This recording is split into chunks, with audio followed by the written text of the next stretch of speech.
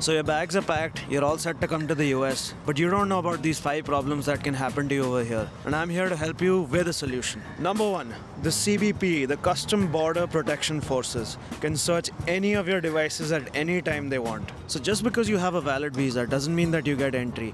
The US CBP can search your devices at any time without any reason. Your phone, your laptop can be searched.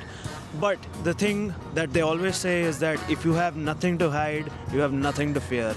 So I would say if you're trying to break the law, please don't try to break the law in any way. That's the best advice I can give you. And don't do any sort of dark humor jokes because they can be used against you. Number 2, scams. Scams over here are insane.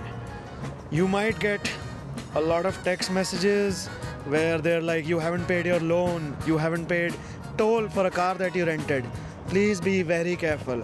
Let me tell you about a story that happened to one of my friend's friend. She got a text from the USCIS, which is the United States Citizenship and Immigration Services, that said that you have a wrong address in your whatever form. And she was told that the USCIS police officers or whatever, the USCIS officers are coming outside your house to verify your address. She went out, met them. She was forced to get into a car with them. They took her to the back of a Target, and there, obviously, they were not USCIS officers. They took her to the back of a Target, they beat her up, and they made her call every family member of hers to tell them to send her money. And she was not even allowed to speak in her native language. She was kept captive for 1 to 2 days, if I remember correctly. And it was all because she didn't verify the phone number, she didn't verify any of the messages. So these kind of scams do target immigrants because immigrants do not really know a lot about the US, and they think that every message that they're getting from the USCIS or the United States Embassy or anything like that is legit. Please verify all sources, the IRS, everything. They will properly put these scams on the website saying that we are not the people who are doing all of this. So be very careful and be very concerned. Number 3, healthcare. Now you've already heard about the rumors, and the rumors are right. The US healthcare system is quite difficult to navigate. Let me just give you an example of what happened with me. So one time I was riding a scooter and I fell down from it. I thought I had fractured my hand. So first, I had to go to a primary care doctor. That primary care doctor had to refer me to an X-ray specialist. I went to the X-ray specialist the next day. And then the X-ray specialist gave my information back to the primary care doctor. So I went to that doctor the very next day. With that kind of pain and this thing, I also had health insurance. So with all of these things, you really do want to consider that this may not be the best healthcare system. So look out for yourself, get all sorts of premiums and everything covered with your insurance, because if you don't, there's a very good chance you might just go broke. Number 4, your credit score. The US is a credit economy. Your credit score really matters over here. If you don't have a credit score, forget about renting, forget about getting a loan, forget about, in some cases, getting a phone connection. These are all cases where you need a credit score.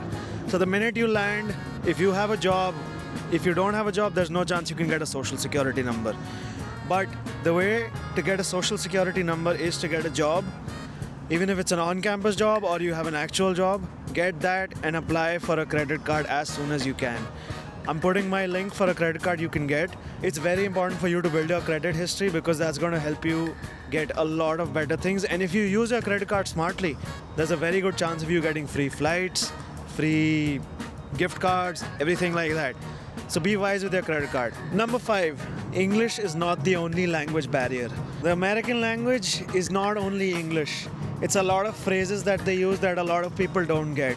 If they say, all right, let's hang out, they might say it in a very casual way. It doesn't mean that they're actually wanting to hang out. They could mean it, but don't hold them to their word when they say let's hang out sometime. It might just not be the case. When they say how's it going, it's a way they communicate with everyone. You go to a McDonald's, they're going to be like, hello, how's it going? You say, good, how are you? They say, I'm good, what do you want to eat? That's what they mean. It's not when you tell them your life story that, oh, I landed here, I did this, my day was like this. They don't have time for this. It's a very nice way of them asking you, how's your day going? But they don't really need the depth of it. Unless they're your friend, obviously. Explain everything to your friends. That's what they're for. To get more used to all of this, watch a few American sitcoms like Brooklyn Nine-Nine, The Office, etc., etc. Also, ask when you're confused. Americans are very nice people.